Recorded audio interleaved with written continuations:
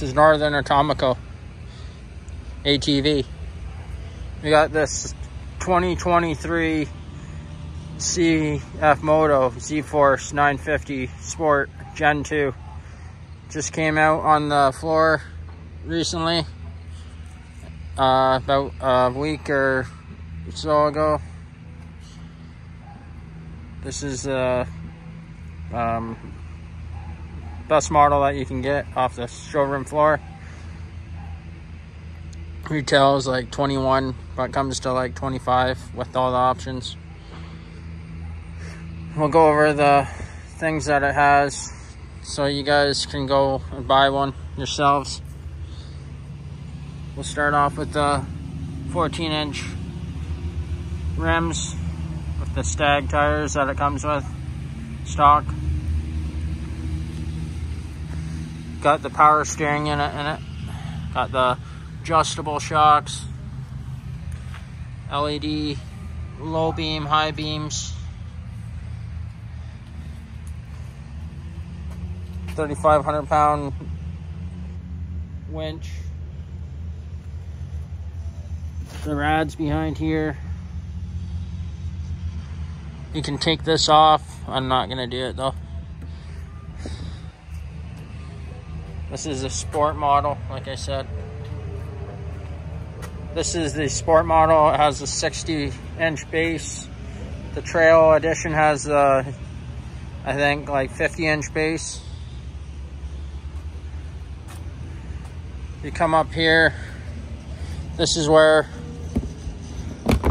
all your power steering, coolant, rad, has the winch thing where the connectors connect onto, and then you have the auxiliary port, which is right here for lights.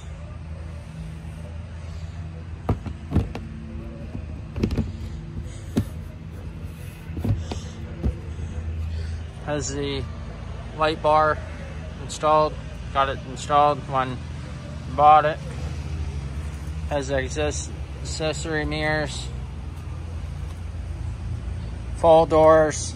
On this model, the doors don't open the suicide way. It's a normal way. And they're full doors, so they seal pretty good. And on the trail models, I believe on the 2021 or 22s, the handle is up here, so when you sit in it, you don't have to pull your hand back and reach. This bar here has adjustable, so you can pull it out and latch it if you're short. And then on this, there's a glove box, and it's pretty deep. And you just push it down. And then you can put a auxiliary tablet holder in this location as well if you buy it extra online. But in here you can get out these switches. And this one has the blinkers, hazard lights, horn, 4-wheel, high, diff lock, and 2-wheel drive. And then this button, you can hold it down and it puts it in diff lock automatically. Has no parking brake shifter, so that way you don't have to worry about having it ruin the transmission if it's in park and screw up that sequels in the tranny. Has a digital screen. Before they had the screen behind the dash or in between. Has a winch area so you can plug in the remote, and then it has USB auxiliaries, so if you need to charge your phone or plug in a light strip if you wanted to.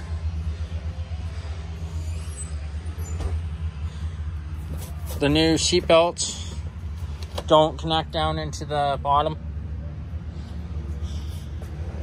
And on this one,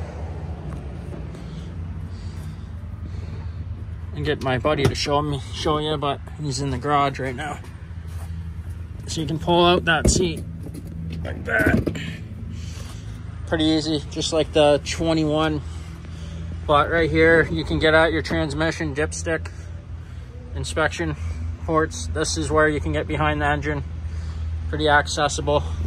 And then on this one, instead of having the air filter in the back underneath the wheel well, on the 21s they had them underneath the wheel well. This one you can get in behind, and this is your air filter.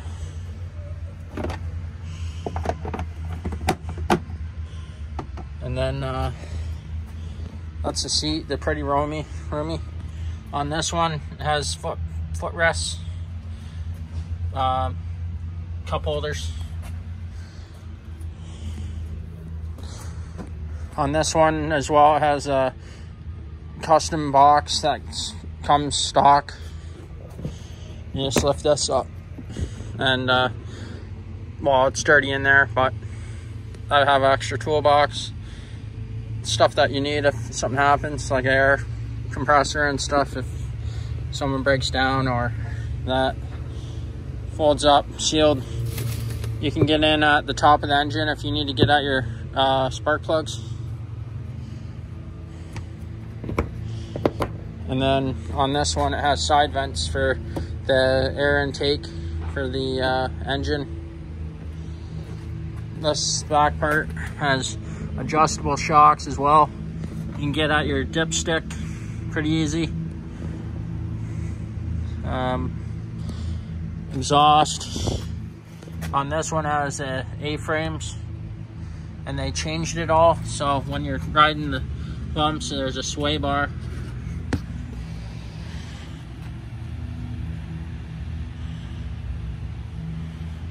And then has a 1,500 pound towing capacity. Comes with a towing trailer hitch ball. I took it out just for safety reasons. Pretty accessible for your belt housing.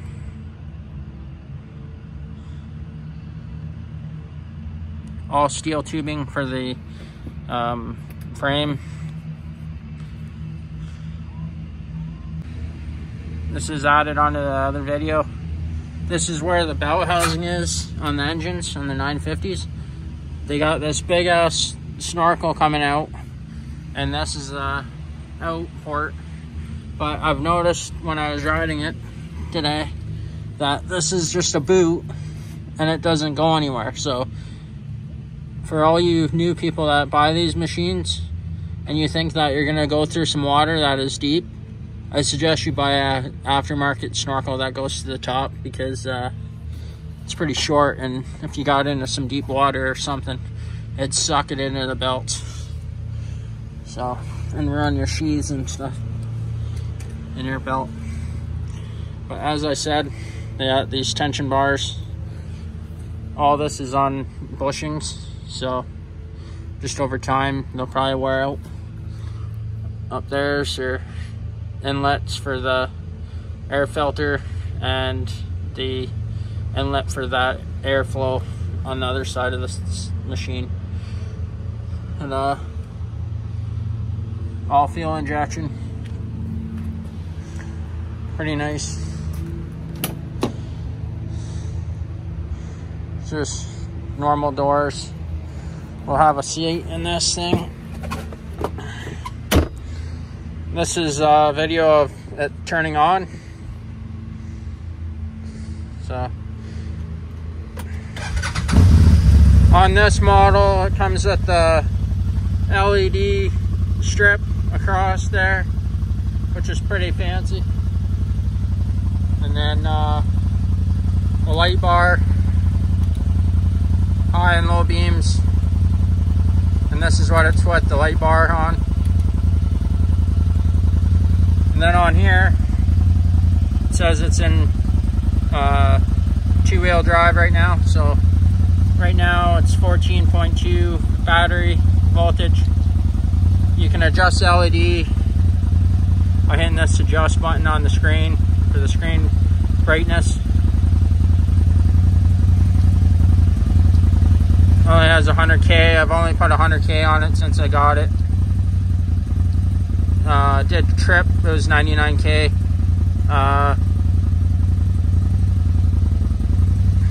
Has 5.7 hours on it. And then this is where the codes show up. But when you shift this into gear, you want to put your foot on the brake, and you want to make sure that they're in gear. When you first get them, they're pretty tricky because it works itself in. When I shift it in a drive, I'll put it in. This is if you hold this button down.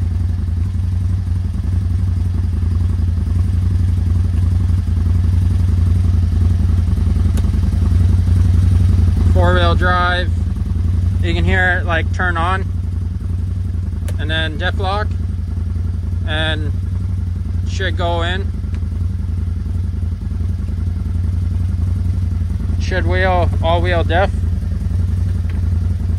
And when you put it in the low gear, you want to make sure it's in low.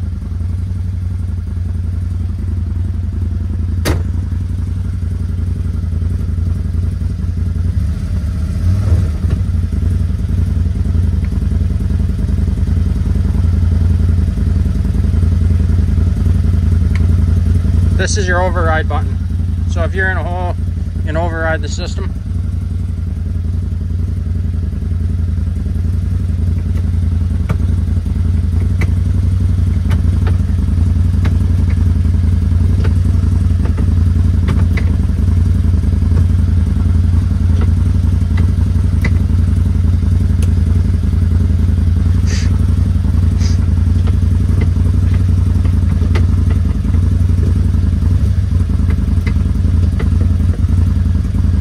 But anyways, it's pretty decent.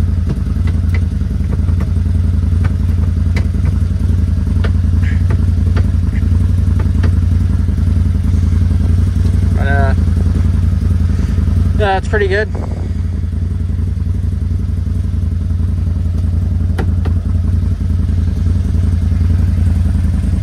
So when you get out, like I said, you can, on the 21s or 22s on the Trail Edition, the handle's up here, so you got to move your arm.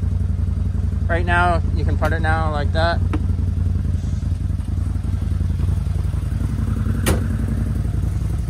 And then you walk around here, LED lights, and then the light bar, which is pretty bright. If you got an aftermarket light bar. And all the switches go into here, so that's why they got all these ports. You can put all the ports in. Pretty decent. And then when you're in sport mode, you can put it in sport mode when you're driving in high range. Two-wheel drive. I only did it in two-wheel drive roughly. You can do it in four-wheel drive, but I suggest you not. But that's up to you if you buy the model. But sport mode, normal mode's for like touring and stuff. And then when you do the sport mode, you put it in high range and you stomp on it, man, it wants to lift the wheels off the ground. Or side by side. Comes with stock Nerf bars. Pretty nice machine, to be honest. Very nice machine. But overall, it was a good buy, and if anybody out there is new to Cfmoto and their people are all about Can-Am and players, I'm a new buyer with side-by-side, so just check them out, and I'm sure you'll be happy with it. But overall, it was pretty good. You want to show your opinion, Buddy Light? Buddy Light doesn't mean nothing anymore because, you know, gender neutral, trans fluid. But it is a good machine. It is a really good machine. It's got all kinds of power. It doesn't hesitate. There's nothing that really stands in its way.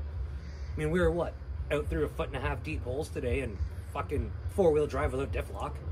Yeah. So, I mean, I'd like to see any other side-by-side do stuff like that. Yeah. I'm impressed. Sport mode, you go over the bumps and it's like, you don't even feel it. It just paws the bumps.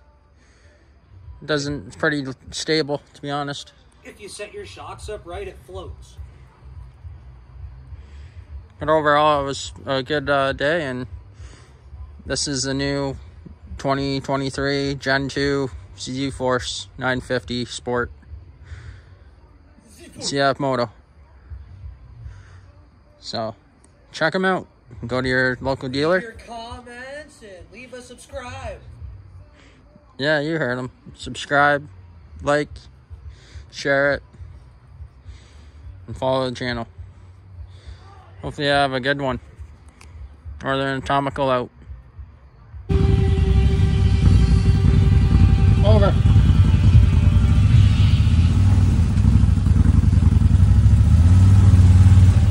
Pretty nice. Pretty smooth. Pretty smooth unit.